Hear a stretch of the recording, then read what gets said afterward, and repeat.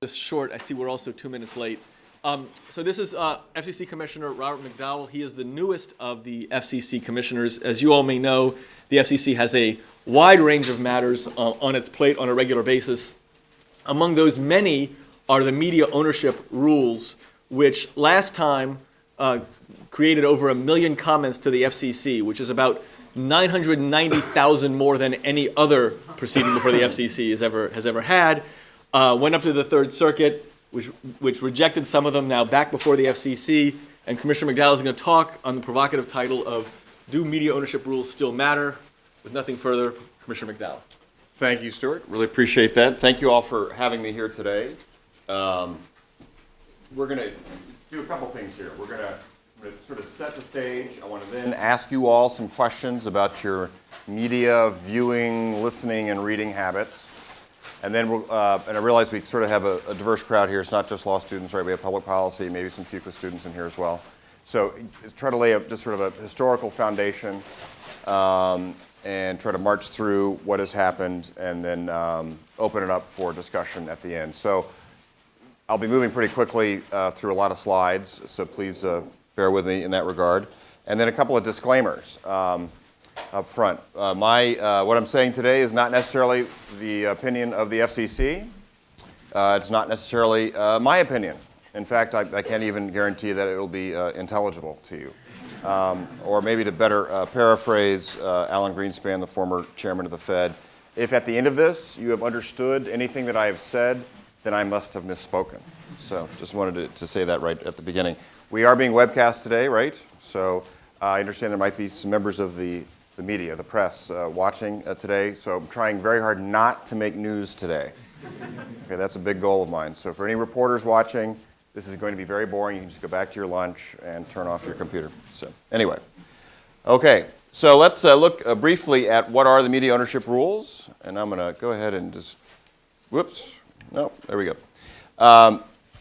Starting with the basics. Obviously, they are the regulatory limits on the amount of broadcast. It really should be called broadcast ownership in terms of this context.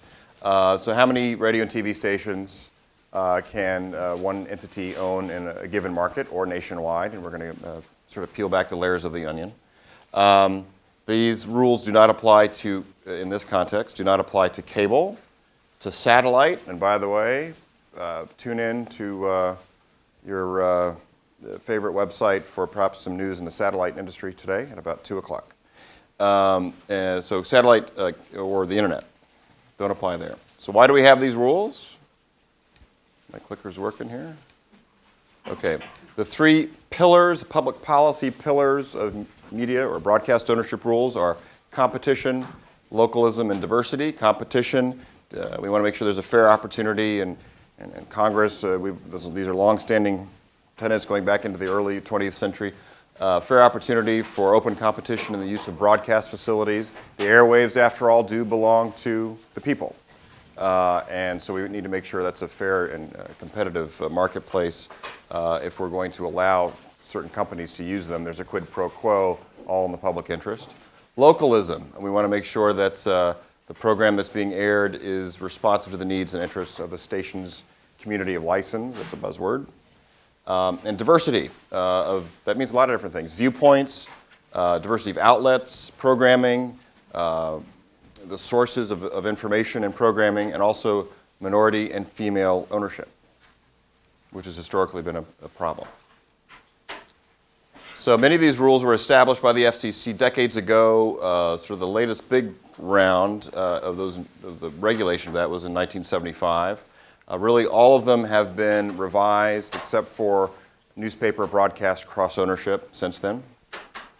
We have a quadrennial review every 4 years required really to take a look at these under Section 202H. There's the law there, but are these rules really necessary as the market evolves is essentially the legislative intent behind that. So we need to look at this every 4 years or so. Okay. So, I'm going to ask you all some questions, if you don't mind, while you eat your lunch. Let's see where we are. Okay. Wow. I did that without me having to try. Okay. in terms of audio devices, radio, there's some hypotheses out there that are basically, if you're under 30, this whole topic maybe isn't that interesting to you because you're not listening to the radio, right?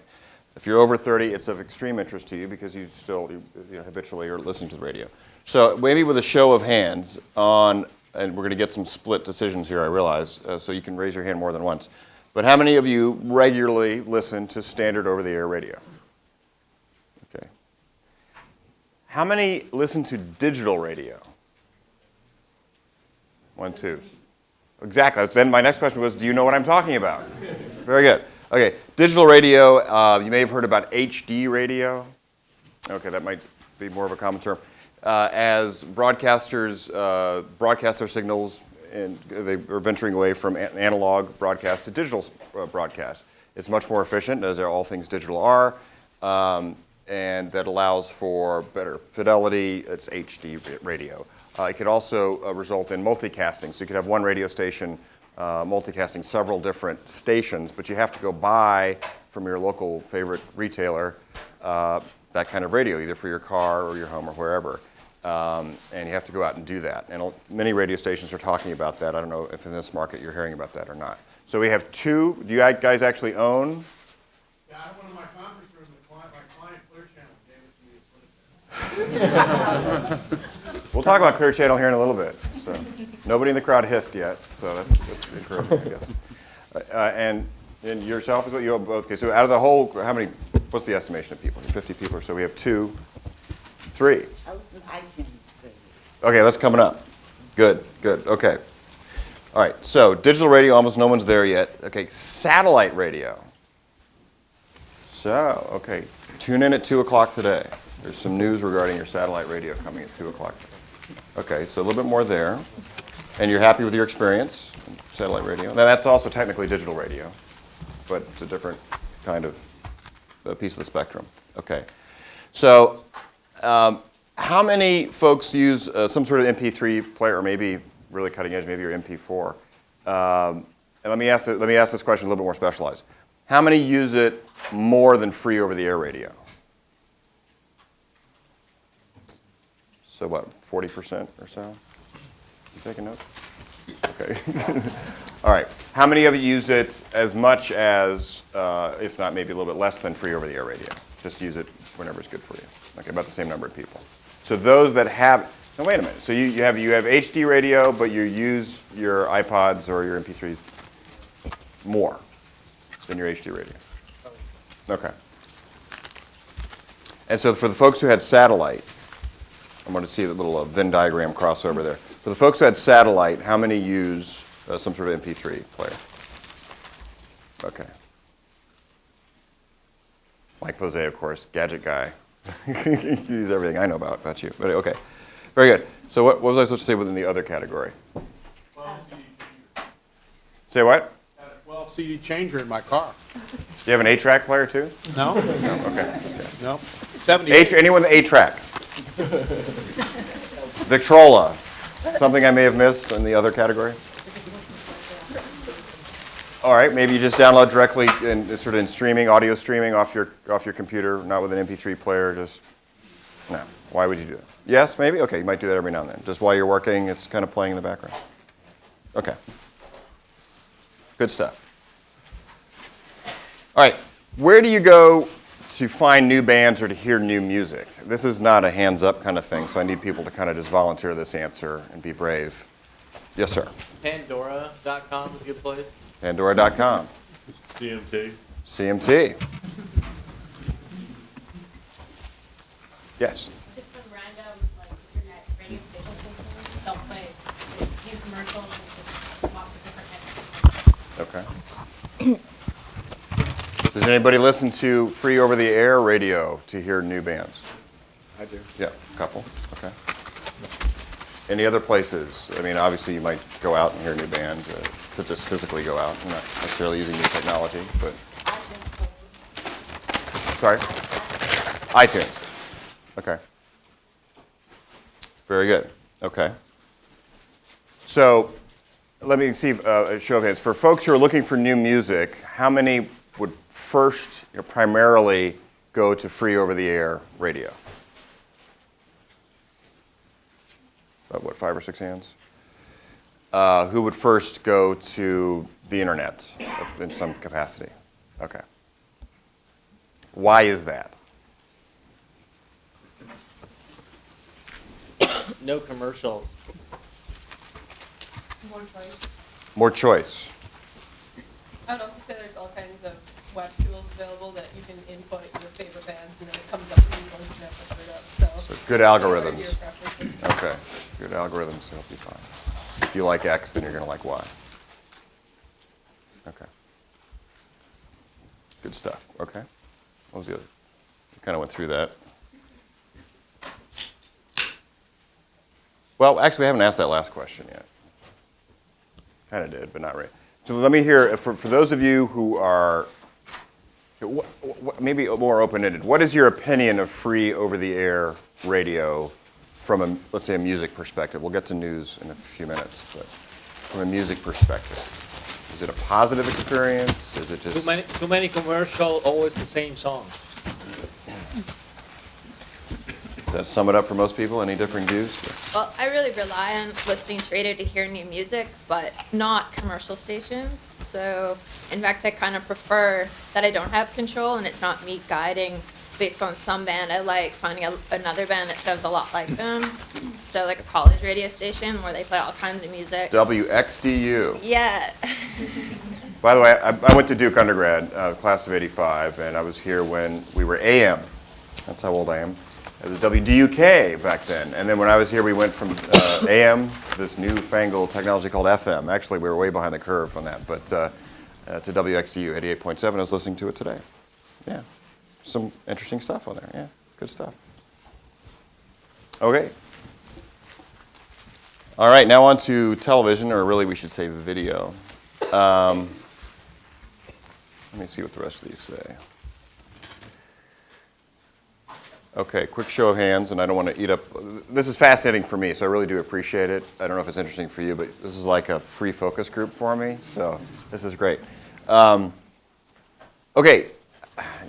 how many folks here just have free over-the-air TV with just the rabbit ears? Wow. More than our 12%. Starving students, right? Yeah, okay. How many have cable? And satellite? Okay. What would the other be? Nothing. Okay, nothing.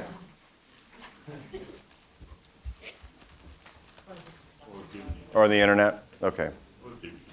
We had TV up there versus video. Okay. Anything else that I'm missing?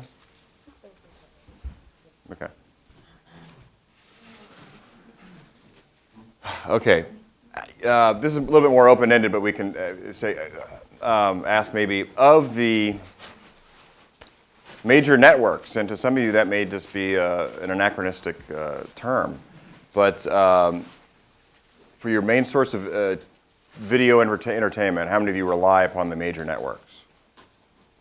Those are the top 4, let's say, networks. Okay. Okay. What other channels do folks? If you're subscribing, who are you watching? Or if it's free over the air, what are you watching? HBO. HBO. Comedy Channel. ESPN, Comedy Channel, Yeah. CMT. Comedy Central specific show, someone said. MTV, really? For what purpose? For entertainment, for video, music video. Wow. Okay. AMC. Okay. Sorry, AMC? Okay, any others? Food Network. PBS. PBS. There we go. Good to hear. Okay. All right, good. This is great. Okay, this is a time-shifting question. How many of you watch a show when it's actually being broadcast? Primarily. Live sports. Live sports primarily. Okay, that's obviously a big part of it. How many of you use some sort of DVR like a TiVo instead? Because you're students and you're working weird hours, right? Okay. So most people are time shifting, I'd say. 60-40, roughly? Okay. Great. Excuse the cough, sorry. Okay. Local news and information, and then national news, and then we'll try to get through this because I don't want to. This is going to take a while. Okay, these are very similar questions. How many of you go online for your local news? And if you're a law student like I was, you don't pay attention to the local news, right? How many of you don't pay attention to the local news? Okay. For national news, how many prefer online over newspapers or TV broadcasts? Okay. How many prefer TV broadcasts? Distinct minority. Okay. How many read a local paper? Is the Durham Morning Herald still in business? Is it? Okay. That's what I got when I was here because the New York Times didn't have that down here yet. So, okay. Okay, we just asked that question. All right. Okay. Thank you very much for that free focus group. I really do appreciate it. And it's actually very interesting. Hopefully it is for you too. Okay. We're going to talk about the current ownership rules, and hopefully I'm not going to get ahead of myself. We're going to try to set that up and then talk about, kind of walk you through, so we kind of need to march through this. I'll try to do it as quickly as I can. Reserve the right to sort of skip over some areas.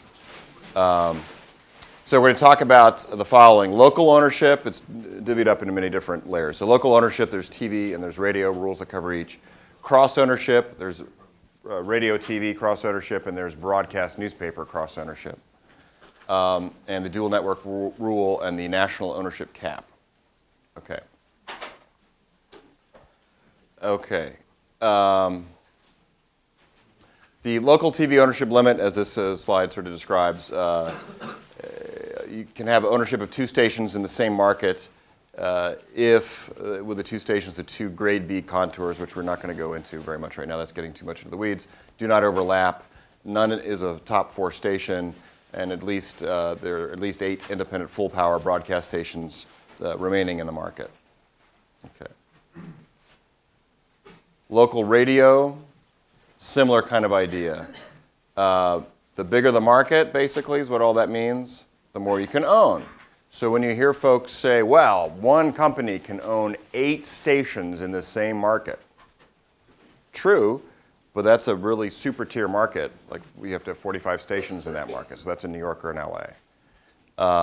And if it's, you can own up to 5. If there are 14 stations in the market, and by the way, if you don't have more than a certain number in each kind of service, AM, FM. Okay, cross ownership. Okay, with the radio TV dichotomy cross ownership, you can have 2 in the same market if the market is large enough to trigger the duopoly rule. And a varying number of radio stations depending on the number of independent media voices that remain in that market post-merger. And that kind of, again, the more competition, the more voices there are, the same premise, the more you can own in a market.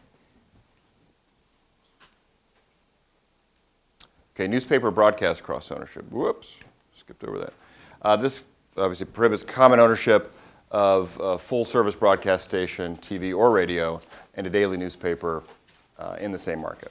There are exceptions to that. Tribune, for instance, large, the Chicago Tribune, LA Times has cross-ownership in various markets, as do some others. And there are waivers that periodically pop up at the FCC regarding that. Okay, the dual network rule prohibits the merger between the top 4 networks. That's sort of self-explanatory. ABC, NBC, CBS, Fox. Can't merge those. There's a national ownership cap. With TV ownership, no company currently may own more than 39%, or stations that serve more than 39% of the whole U.S., all U.S. households. The FCC tried in 2003, which we'll talk about here in a minute, to raise that cap to 45%. Congress then, through a reconciliation measure, actually reduced that cap to 39%, which gave incumbent networks basically a grandfather. And there's the UHF discount, which is basically half a station, but we don't need to go into that right now.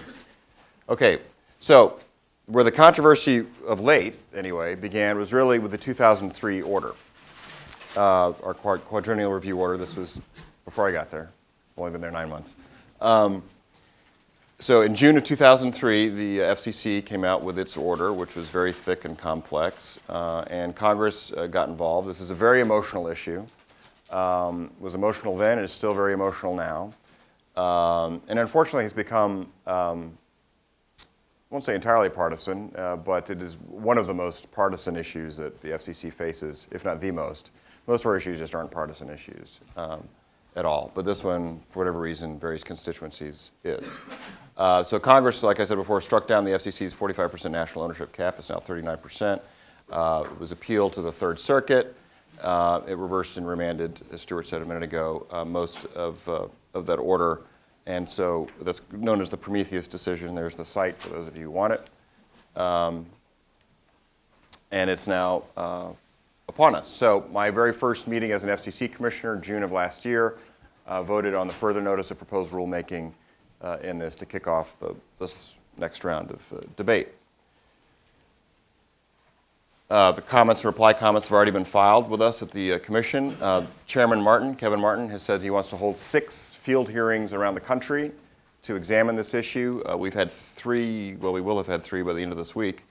I'll be going to Harrisburg, Pennsylvania, here on Friday. First one was in Los Angeles, and second one I couldn't make because of there was a recusal issue in the AT&T Bell South merger that kept me back in Washington. So very eager to go to the third one. And we have, there's a separate docket, a separate proceeding on localism, and that's related, but a separate proceeding. We're supposed to have 2 hearings there in that docket, and those have yet to be announced. Okay, so we talked about competition and diversity and localism.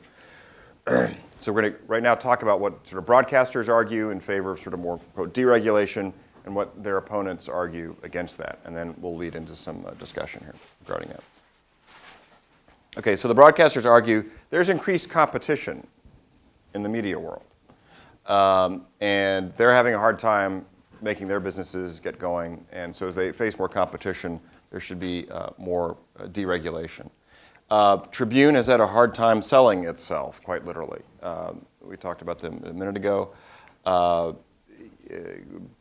lot of private equity takers won't take them or won't take them in the way they want to be sold. And is that a market indication that the regulatory climate and the business climate are at odds with one another?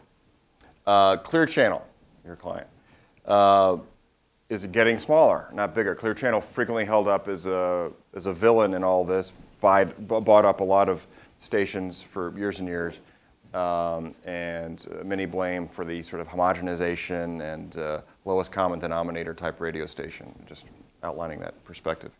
Again, this is not necessarily my opinion. But they are now selling off their assets. Same with CBS and Disney. Broadcasters also argue that local media outlets will not be able to survive without being able to consolidate, create more economies of scale. The internet, YouTube, things of that nature are really eating their lunch for them. A lot of competition there. Okay, so the folks on the other side are saying, look, broadcasters get free use of the public airwaves. We all, as American citizens, own the public airwaves. They didn't have to bid on them in auctions. There was no lottery. They got these through applications and maybe a comparative hearing and things of that nature, but they got them for free. So in exchange for getting that for free, they have certain public interest obligations.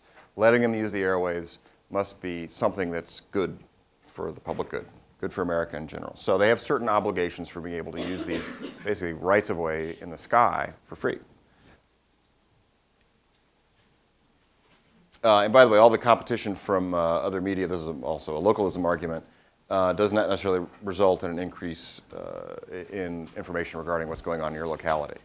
You can go to the internet and find out what's going on in Moscow or Los Angeles or Mexico City or wherever, but that doesn't really help you what's going on with the Durham City Council, for instance. Okay, also consolidation. As these larger companies have gotten larger, there have been fewer and fewer opportunities for minority and women-owned media. And we'll talk, I think there's another slide on this, but something that I've sort of worked on and haven't quite figured out a reason. Why is there less minority and women-owned why are there fewer of those in broadcasting than there are with the population in general or with other industries that require the same amount of capital? Why is that? And I haven't really heard a good answer.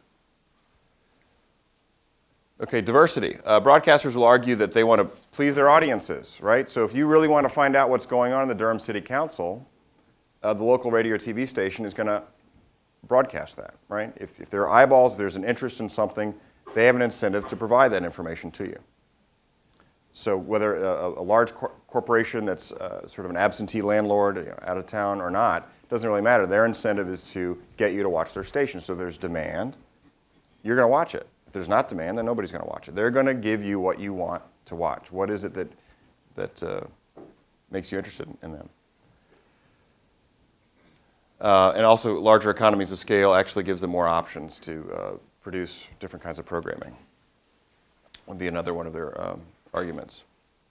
And there is some evidence in the record last time as well as this time that stations that had a similar format or look and feel to them when they were purchased under common ownership actually then differentiated. So you're not going to, if you're Clear Channel and you bought 2 classic rock stations in the same market, you're not going to keep one classic rock. You're going to make one of them something else probably, is the rationale behind that. Okay, and again, there are other outlets, other sources for viewpoint diversity.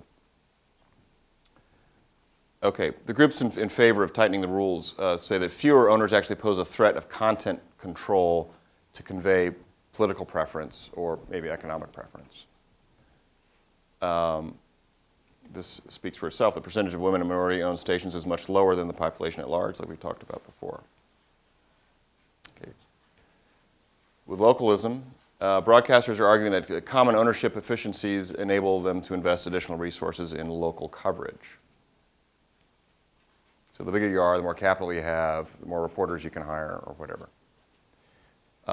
Local broadcasters, regardless of ownership, are committed to serving their communities of license. Not only is that a good idea economically, but it's the law. It's what they have to do to keep their license. And on the counter to that, as we heard in the Senate oversight hearing on February 1st, is the FCC has so streamlined the renewal, application or license renewal, rather, the process that all you have to do is, allegedly send in a postcard, and it's sort of rubber stamped that you'll get your license renewed, is the concern. Okay, so when it comes to localism, groups in favor of tightening the rules. Locally owned broadcast stations provide more local and community news than non-locally owned stations. That sounds intuitive, right? If you're in the community, you own the station, you know the owner of the barbershop and the mayor. Heck, you may be the mayor, who knows? But you're local, you're walking around town. Minority owners are more likely to serve the needs of their communities. And one argument is that local occurrences, this kind of goes back to something else I just said, are not considered newsworthy to commercial broadcasters operating in large metropolitan areas. If you're in a larger market, it's hard to spend much airtime focusing on a real micro local issue. An analogy in the Washington, D.C. area would be with a footprint that goes from Baltimore down maybe almost to Richmond. Are you going to spend time on some small town in that large footprint, some issue that's only important to them, rather than something that affects the whole region? I'm not sure what we meant by that. But anyway, okay. What do we mean by that? Okay, this is the funny slide. All right. God bless the 1980s. Huh? Anyway, that's me, WXDU, 1984. So Durham then. What happened to Durham then?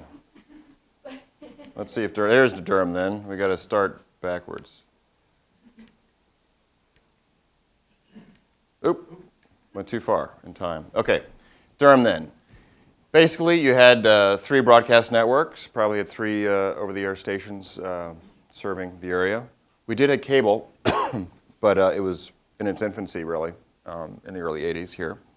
No satellite TV, no public internet. There was an internet, but only the professors at the university got to use it. We didn't even know it existed back then. It wasn't a private internet. We did have, by the way, you should probably put up there because we have TiVo and DVRs over here. We did have VCRs back then, but not a lot of people had them in the early 80s. They were still pretty expensive. Okay, so contrast that with where we are, 2007. 5 broadcast networks. Okay, cable TV all over the place. Right. Okay, CNN. Right. 2 satellite operators. We have websites. We have the internet. We have millions of websites. You can, of course, buy stuff on DVDs. You could probably analogize that you might have been able to have bought some VHS tapes, or Betamax, actually, 1984, for old programs. But in terms of time shifting, basically you had a VCR, which was much more cumbersome than TiVo or other DVRs. And of course, YouTube's all tied into the internet part of that. But the whole point being, it is a different world. We're no longer in 1984. Okay, so this is where you all come in. First question for you all is, do the changes in the competitive landscape result in viable alternatives to local broadcasting, from your perspective? I mean, I kind of just told you what you already know, other than the sort of procedural history of how we got here and the regulatory structure. But today's market, you know, you may not have been as familiar with 1984.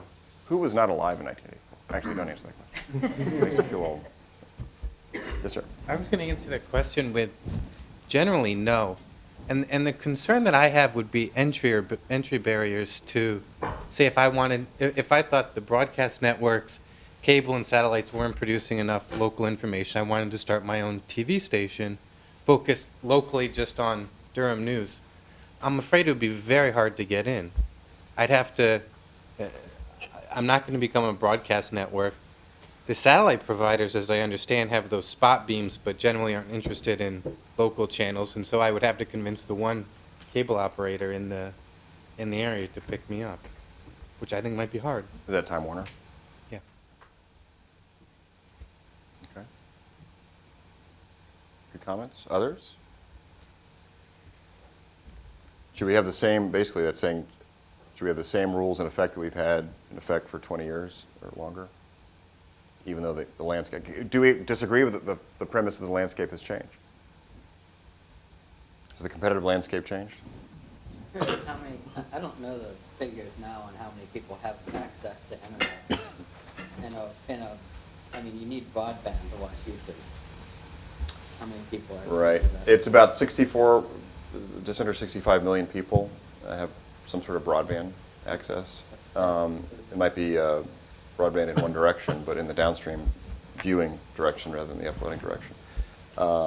And that pace is actually increasing. We've gone from about a 20% per year penetration rate to 40% now. The last FCC study, which we released a couple weeks ago, says it's a 52% acceleration rate every year.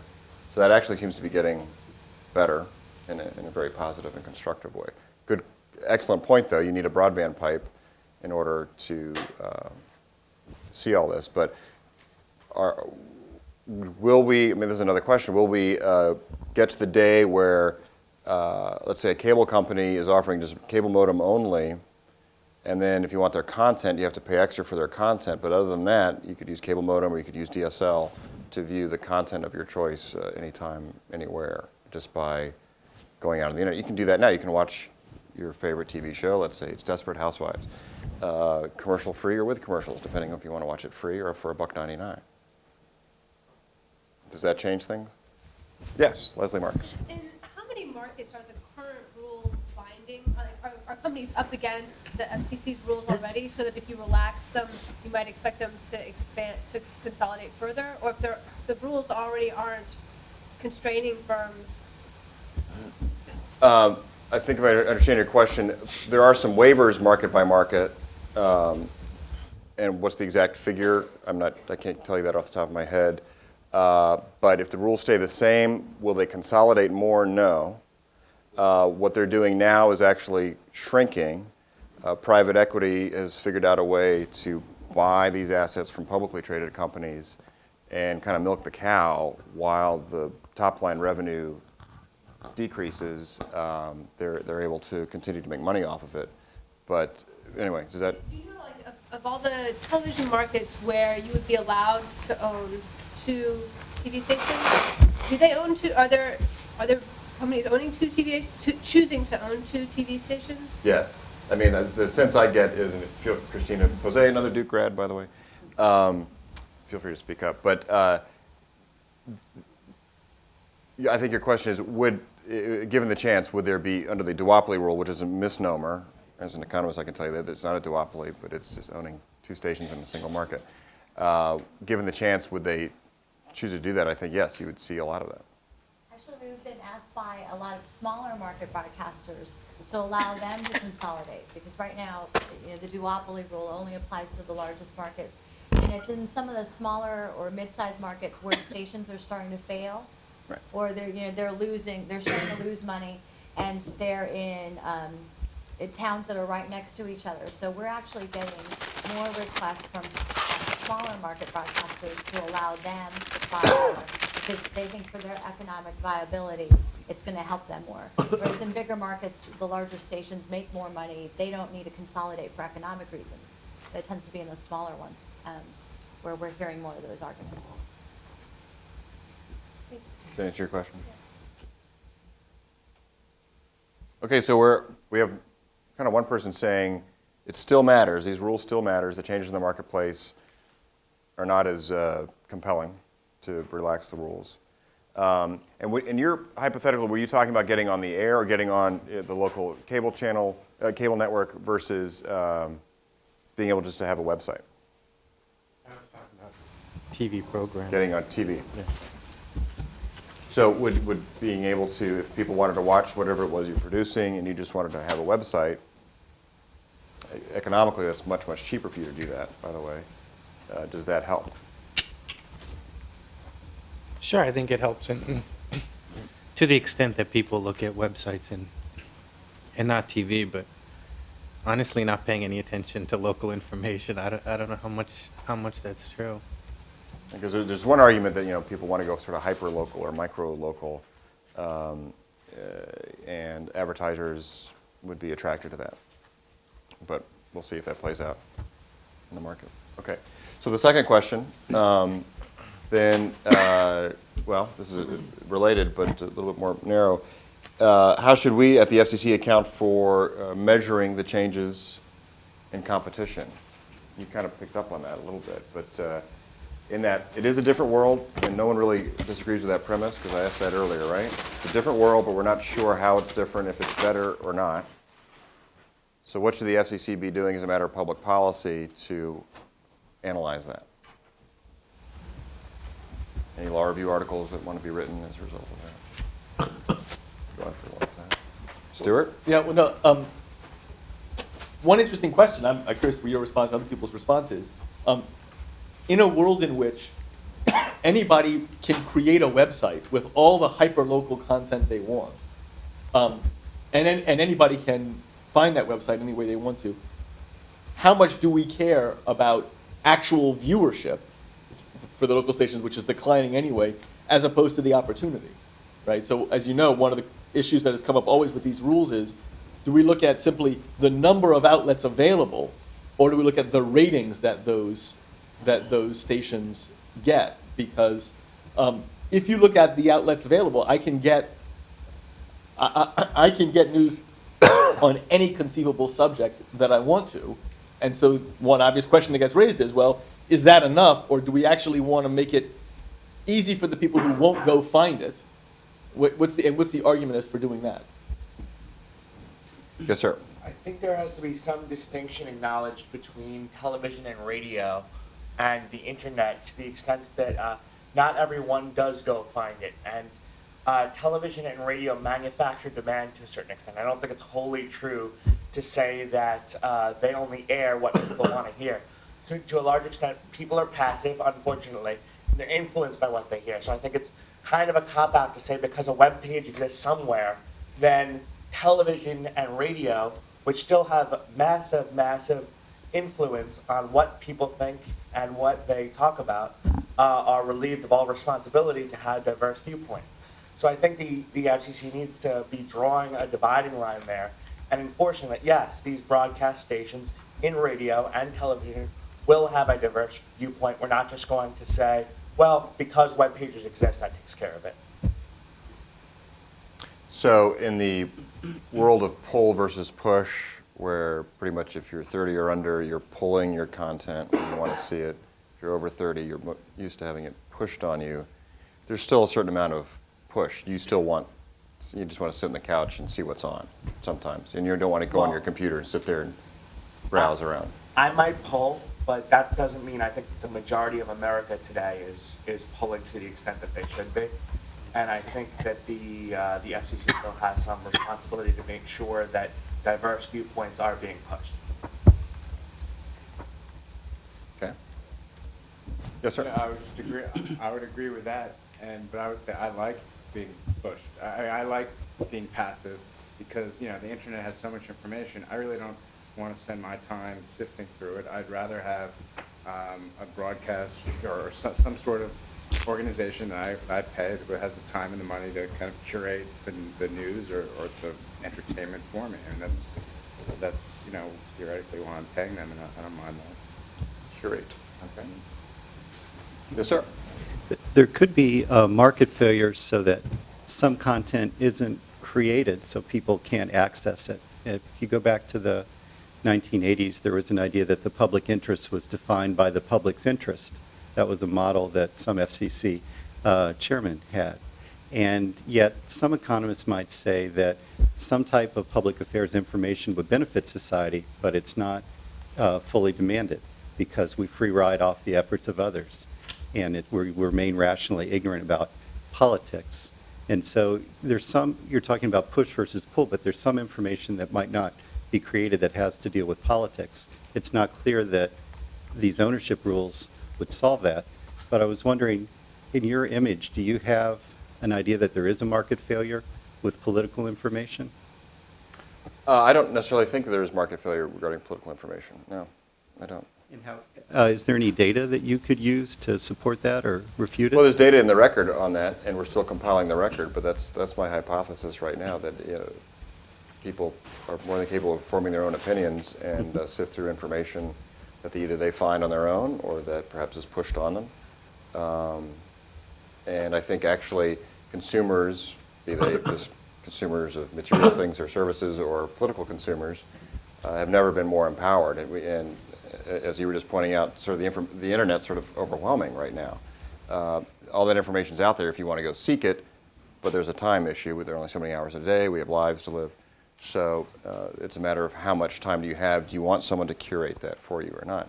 But you know, if a voter wants to be a well-informed voter, I think they've never had so much information at their fingertips than they've had today. Another thing that ties into the three comments that were made up at the front, a reason that these rules could have a real role still today, it's not just age diversity in this country, there's also economic diversity. And while there is, you know, a distinct portion of this country, citizens that can access information whenever they want, there's a lot of people that can't. And so controlling the information that's being pushed on them, or at least making sure that it's as diverse as possible is relevant. Were you one of those people who raised your hand that you have free over-the-air TV? I'm trying to remember. Okay. For those of you who did, you're about, you represent about 12% of the population. It's probably even less than that now. So, and that, for the most part, does tend to be a lower income demographic. You know, we do have programs like the Schools and Libraries Fund and such things, E-rate, that helps, you know, in your school and your library to fund broadband access for them. But that's a very good point. I meant more the distinction between just what's on TV and what people can go to the internet and get.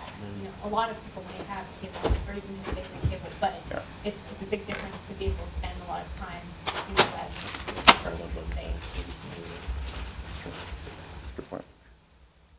Okay, good stuff. Yes, sir. What types of categories does the FCC use to measure diversity? Well, a lot of that was subject of litigation in the Prometheus decision. So we're opening the record and trying to digest the record, and these are some of the questions we are analyzing just now. Is that broad a question? Well, feel free to file, you know, some late filed comments on that and tell us what you think we should be doing, how we should think about diversity. What does diversity mean? Sorry, I have an old-fashioned ringtone. See if we can get rid of that. Okay. That's actually at the heart of the proceeding that we're looking at right now. I have a question. Well, is it your idea then that a competitive market would enable broadcasters to preserve localism and diversity? Because if I were to consider that question, I would say that on the market where your equilibrium price is close to the marginal cost of production, you actually it would be impossible for new people who seek to enter the market without capital to establish new businesses. And if we talk about diversity, that would necessarily exclude the portion of population who, like, middle class or lower. You know, it takes a fair amount of capital to start a radio or TV station or to purchase one. That's a very good point. But sort of what's at the heart of this debate is that the only media that people are looking at? It requires a lot less capital to start a website, very little capital actually. So, but then is anyone going to see it? There's the influence of traditional media, which is still much more powerful than a little old website, perhaps, although there are exceptions to that story. So it's an excellent point, but are we entering a new era when actually, if you have almost no capital, you're more empowered than ever to be able to get your voice heard by someone? Start your own blog, and Wikipedia will, or not, well, Wikipedia, but Technorati or others will pick that up and maybe amplify your message in terms of wanting a curator. So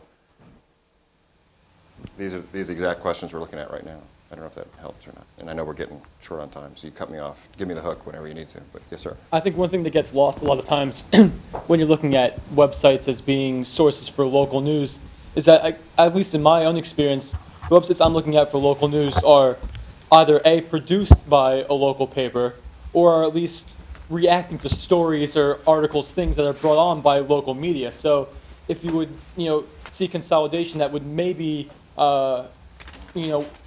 look at less localism in local print media or local radio, and you're saying that's not such a bad thing because there's websites where you can get that information. I see the consolidation in other forms of media negatively affecting the localism that you would get on websites, because where you're going to go for the reactions to these articles if they're not being published or broadcast in the first place. So it's a bit of an echo chamber, you're Exactly. saying. It's one voice with an echo chamber, and okay, fair enough. It's certainly a very live argument in this debate. Yes, sir. If we're going to talk about the internet as a major competitor for diverse voices, should there then be concern on the part of all of us or of the FCC about ownership consolidation with websites like Content Control? Because when you look at a site that gets popular with a lot of traffic like MySpace, maybe there was a lot of diverse opinions on there, and then it gets bought by Fox, right? And so it's owned by one of the major content providers of television and radio, and perhaps in the future, sort of all the large traffic websites could be bought up by the very same people who are running books, television, and radio. They could, but is that excellent point, and that's very central to what we're discussing. But at the same time, MySpace or YouTube, or started literally in people's garages and became popular very quickly. So in that, Rupert Murdoch is buying up a popular website, or he's going to buy up all the popular websites. First of all, how long economically can he do that? Because the very nature of the internet is to be diffuse. So will there be other, 1,000 flowers blooming to take the place of that one that was bought? I don't know. Can the big media conglomerates, in other words, keep up with the pace of proliferation on the internet? Can they buy all the television stations if there aren't rules to tell them if they can't?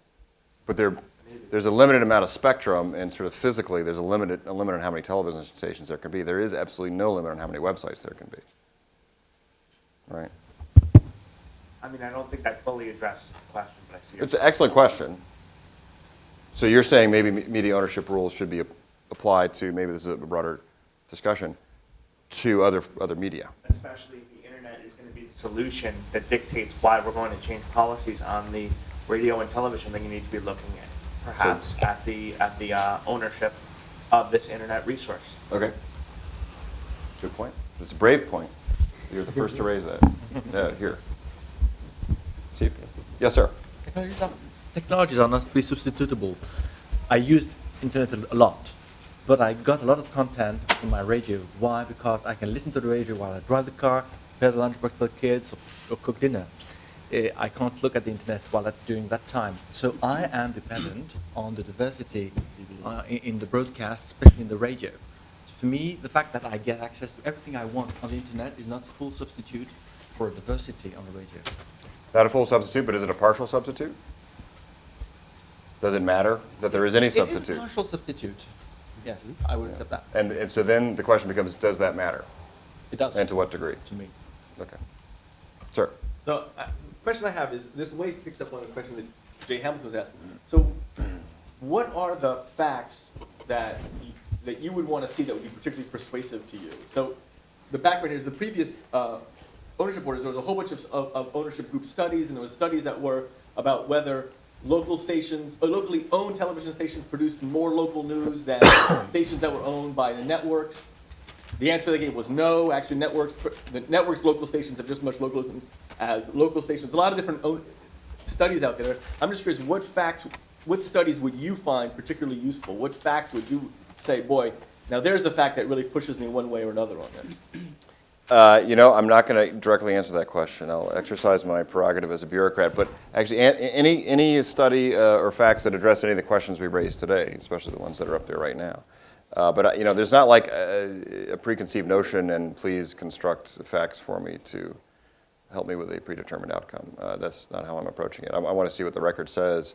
I mean, I do think that the landscape is different, but is it just a marginal substitute for what we had before?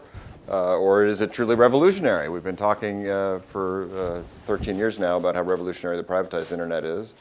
Okay, if it is, then it must be affecting traditional media. Then why are we, going to your point, why are we regulating traditional media but not cable, satellite, or the internet? And you're saying, well, maybe we should think about that. And others would say, what, are you nuts? They shouldn't regulate any of them. So. Very good. Yeah, absolutely. And then give me the hook. One time I supposed to shut up. You all been very patient. Thank you.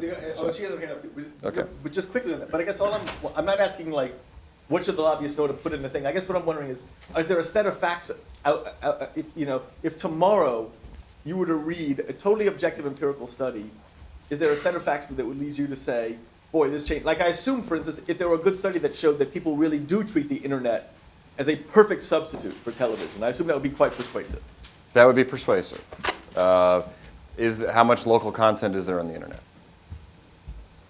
A lot of this kind of boils down to that. National, international, that's the easy one. I think she had her hand up, and then you, and then is that it? Okay. In terms of accessing local content on the internet, the policy would seem to implicate net neutrality. Net neutrality. That's next week's topic. Sorry, go ahead. Is that something that the FCC is really considering in terms of debate about consolidation of the local broadcast media? Because of the counterpoint argument being that there are all these alternative new media outlets that are available to consumers that compete with broadcasters. So are we going to consider net neutrality in the context of media ownership? I'd say no. I'd say the answer to that is probably no. Sort of the python can only swallow one pig at a time. So those are both large pigs. But the FCC actually kind of swallowed the net neutrality pig before this one. We've had one complaint before us on anything having to do with net neutrality. That was the Madison River, a local, actually here in North Carolina, I think it was, a local exchange carrier that tried to block VoIP traffic from competing VoIP providers like Vonage. The FCC, that's known as blocking, so the FCC got that complaint, acted on it very quickly, and said you can't do that. The FCC then, in August of 2005, came out with its 4 net neutrality principles. There's been a lot of debate whether or not we should have a 5th one. on non-discrimination, whether or not network owners can discriminate on traffic, and there's concern there. On the one hand, you don't want more blocking or degradation of bit flow, et cetera, as people want to go to their website of choice or download the content of their choice from maybe a content provider that's not affiliated or owned by the network owner. But at the same time, network owners need to be able to manage their networks. They're sifting through and discriminating among bits all the time. You're prioritizing video bits over voice bits over email, let's say. Spam, child porn. There's all sorts of discrimination that goes on. So then the question becomes, do we really want to talk about not discrimination, or do we want to talk about anti-competitive conduct? If we're talking about anti-competitive conduct, there are a lot of laws in the books that already address that. But anyway, so the FCC, long-winded answer, has already put its toe in the water on net neutrality. Has already sort of staked out some ground, saying we don't really want the market to go there, but no one has really brought forward any concrete examples or any sort of, certainly any sort of formal complaint other than the Madison River one about any sort of market failure. But they are related concepts, media ownership and net neutrality. And now that you're asleep, probably, I apologize for that. No, not asleep. I'm actually I'm gonna waive my right to be recognized. Okay. It's too late in the hour, I think. Okay. Raise the things I'd like to raise. We'll wait till you come back next time. Oh boy, then you'll be loaded for bear. Okay. All right, on that note, let's thank Commissioner McDowell. Thank you all very much.